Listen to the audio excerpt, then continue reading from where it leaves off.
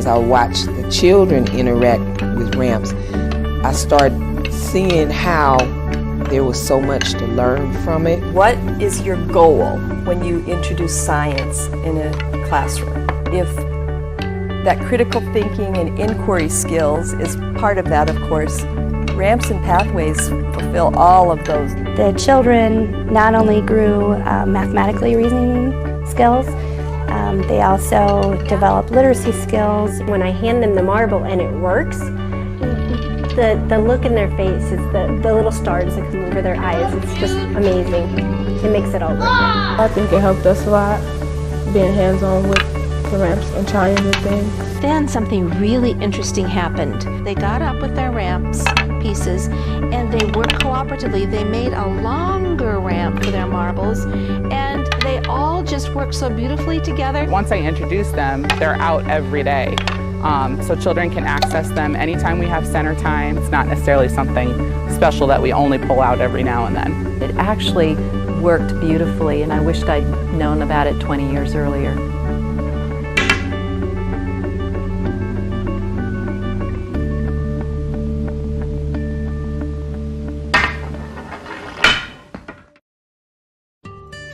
People are very familiar with the idea of ramps because we have many ramps in our life in a variety of ways. Ramps and pathways is a set of materials that allow children to recreate this. The ramps themselves are pieces of cove molding that are flat on the back so that they can be braced against different heights of materials such as unit blocks or furniture or other things that will hold them up so that they're steady for the children to work on. Marbles, from the very small glass marbles to heavier ball-bearing type stainless steel spheres. They will produce different results for the children.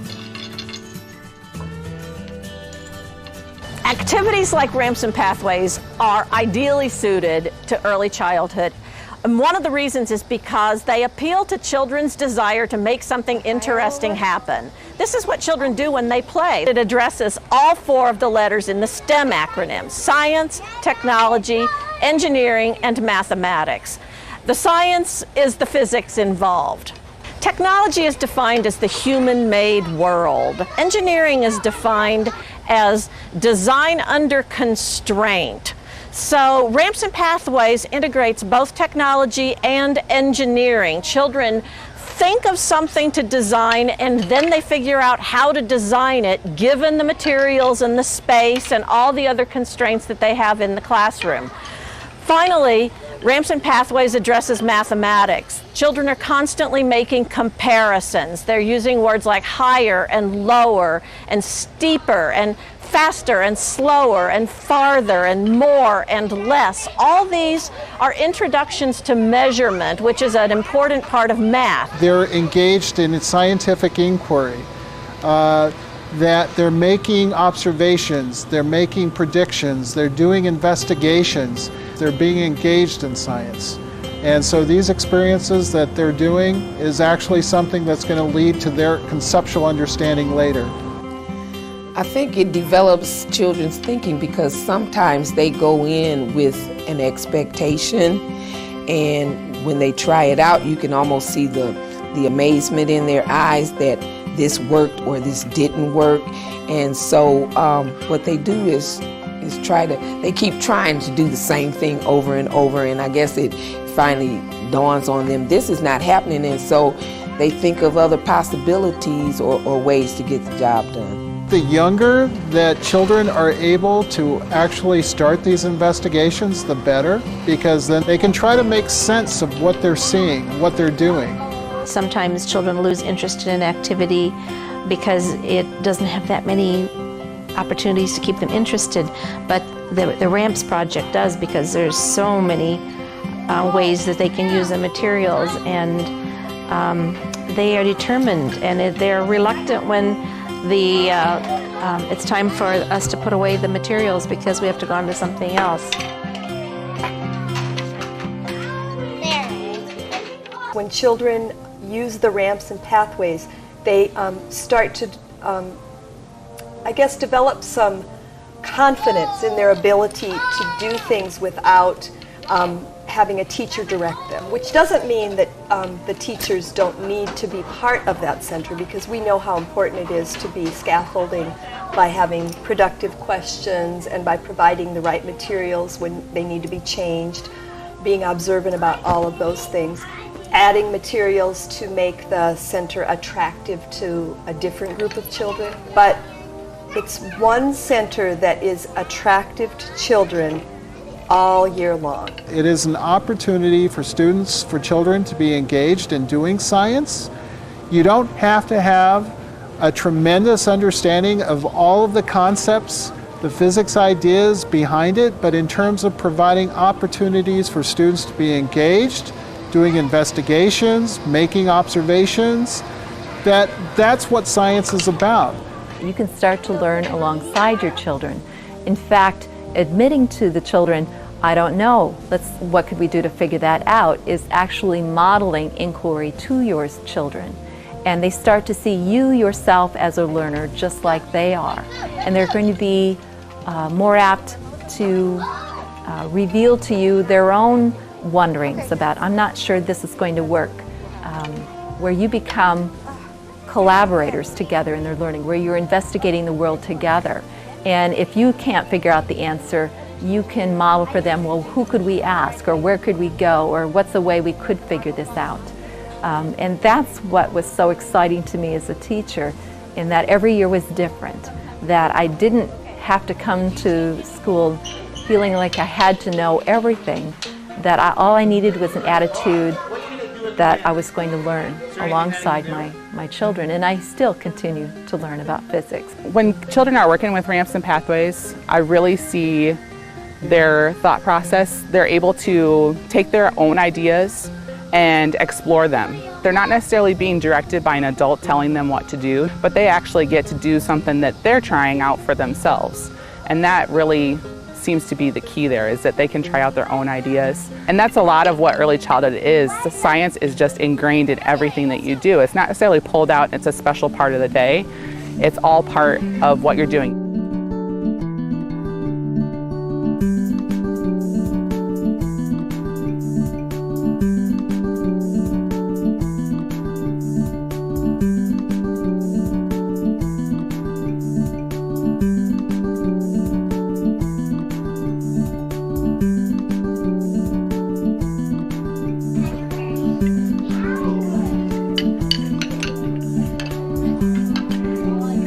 Before you introduce them to the kids, explore it yourself. Build with the ramps and explore with the marbles and see what you can do on your own as adults, because oftentimes we just don't get that time for ourselves to actually explore and be creative. Go, baby.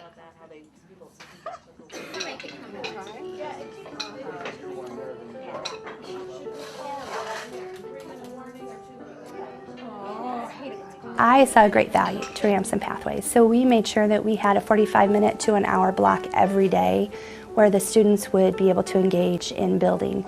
I used part of the time as a science exploration, used part of the time as literacy development. We wrote about the ramps and pathways with our students, and so they had an opportunity to then write and draw a picture of their ramp as best as they could, and then they went ahead and were able to read it back to a partner, so incorporating some of the reading skills. We also used part of it for math, so it wasn't a certain block set aside just for science, just for math, just for literacy, or just for social skill development. It was a time that we were able to infuse all parts of the curriculum within. I always ended my morning with a writer's workshop. And what I found was the experiences that the children were having in ramps and pathways and the other physical science centers gave children a lot of things to think about writing about. In fact, they often spontaneously wrote about what they were doing in the physical science centers, or with the digital pictures that we would take of them as they were working, we'd print them out on a half sheet of paper with some lines underneath. They would look at the picture and then start to explain what was going on in the picture, what they were thinking about, what they were trying to figure out. Science became the doorway to literacy. And too often, I think, teachers believe literacy is the doorway to science. And I don't believe that's the case all the time. And I think by denying children of science activities, we're closing that door of literacy to a lot of children as a result, and creating a lot of learning disabilities rather than nurturing all learners. The students really, they took ownership. And so for students who are struggling learners, that was a big part. I had some students, if I would just set out a paper and say it's time to write, here's a journal topic, they would not do that. They might sit and for 20 minutes do nothing on their paper. If I then would say, okay, today I want you to write about their ramp, they were so excited about it and so energized that they wanted to go ahead and share what they knew, share what they figured out, and be able to write on there what they would like to try for next time. One of the side effects about building ramps and pathways is that if you have a child that has a lot of impulse control difficulty, they want to learn how to control those impulses in this activity, because building a ramp structure that works requires the child to slow down, look at things very closely, move in a very smooth and safe manner in order not to knock something down. If they learn how to control their impulsivity in the ramps and pathway structure, they're going to have that ability to control their impulses in other settings as well. The amount of spatial reasoning that children were able to do in building ramps and pathways, the actual act of constructing the structures that held the tracks in place required them to think about the placement of the blocks, and then also they were thinking of models of how the action of the marble even before they released the marble, because they were thinking about the angle that the marble would take after it struck a block at the end of the ramp, and the impact spatial thinking has on later mathematical ability. This is a pretty powerful activity for children to engage in. You're not going to see the results that year on a first grade math test, but you are going to see the results later in 5th, 6th, 7th, 8th grade, even high school, when children are dependent upon that spatial thinking when they're figuring out sophisticated story problems. I had a grant and had the ramps become available for the families, and so at the end of their session they were able to take home a mini set of ramps that they could use at home and work on tables or and so for this one particular family night I just pulled a whole bunch of stuff from my house out of the cupboards. I pulled boxes or muffin mix bags or tin cans, things like that the families would already have at home, and so they didn't feel like they'd have to go out and purchase other items. So I had the families come and we had all these blocks and boxes and different things that they could use. And so the families had a chance we talked about the curriculum a little bit, and then we had an experimentation time for the family to work with their child and build a ramp together. And that was really, really beneficial because it gave me a chance to see some interactions between the families, but also gave me a chance to model some things and talk to the families ahead of time on this is how we introduce new vocabulary words. This is when we're doing this at school, this is what I'm looking for. This is how to extend your child's thinking. And so having that activity was really crucial for the success of how I ran my program. It's very achievable for somebody to have success with it. Even if you fail at what you might possibly be trying to do at first, you might succeed in some other way. You might find out something new because of that failure or that mistake. And that's part of what kids do when they're learning and developing their knowledge and their skills in the classroom. They become better risk takers rather than reluctantly trying to do something the right way as opposed to the wrong way. This gives them the opportunity to try and fail and know that that was okay and that it was time to think of a different idea for their project. I see a lot of social interaction a lot of language development, you know, a lot of curiosity, a lot of sharing, taking turns, and perspective taking. I see a lot of times children teaching children. One of the real benefits, I think, for the Ramp Center is the cooperation you see among the children. And a lot of times you have children working together who wouldn't play together in other places, but they have this interest in the physics activity, and so that they learn how to cooperate with each other. I had a student that was a kindergarten student, and he was a student that had the diagnosis of autism, and he was nonverbal. And with him, he struggled to engage in many different activities, and so it was a lot of one-on-one work with him.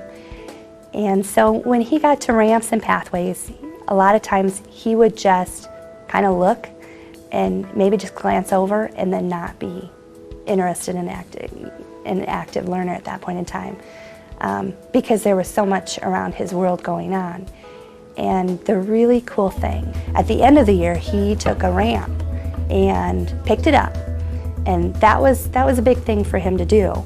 And at the end of the year, he actually took a marble, put the ramp, and moved it, and made the marble go off, which meant to me that he did have some interest, did have some reasoning skills involved with this, and he knew that he had to move the ramp in a certain direction in order for it to go. When they first see those, they kind of look at them like they're, oh, what is this, and how are we going to work with this? And then another kid will say, let's put these two together. It's so entertaining to actually watch the children work together, cooperate, just what we want the children to learn as a life skill, you know, to work together, try to figure it out. And then when I hand them the marble and it works, the look in their face, it's the little stars that come over their eyes, it's just amazing. It makes it all worth it.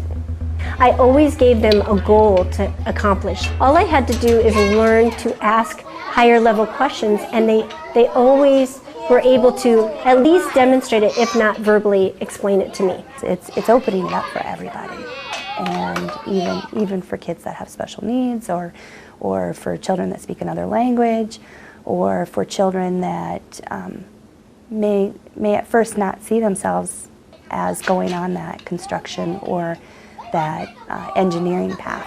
They might not view themselves as, quote, smart enough. But giving these opportunities at a young age lets all of the children know that they're valued learners. The children would actually do scientific argumentation. And I can remember a few instances where the children would discuss where the marble travels farther when you make the incline steeper, and another child would say, no, it goes farther when it goes faster. And so they were discussing this until they came to the realization that they were both correct. They were learning the heuristics of how to be scientists, how to argue their case, how to provide evidence. They would often go to the block center and the ramp center and go get the materials and then build a model of what they were trying to do to explain their thinking to the other children. Other times, a few of them would go up to the whiteboard and try to draw a diagram of what they were trying to do, and that's exactly what the experts in science education want all children to be doing in science classrooms. If you were to have enough money to help purchase for one activity in your classroom, this is the activity. You need cove molding and some marbles and a few blocks. You are set for a lifelong learning from those few activities. They build on an interest that lots of kids already have, because even if you don't have ramps in your classroom, I bet you've seen kids make ramps. So I think it's the perfect place to start. Some people would think that Ramps and Pathways is an activity for boys, but I don't believe that's so. I think girls are just as interested in engaging in ramp activities. You will see in my classrooms, girls engage sometimes more than the boys do. There's not many activities out there that truly meet all the standards. So you have to be really careful to make sure that you're conveying the information. It's not just a fun activity. It's an activity that children are learning. It's open-ended. And for administrators and such that are curious, let them know what standards it meets. then people listen.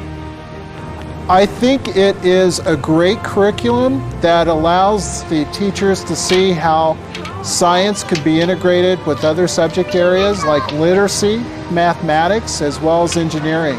I love ramps.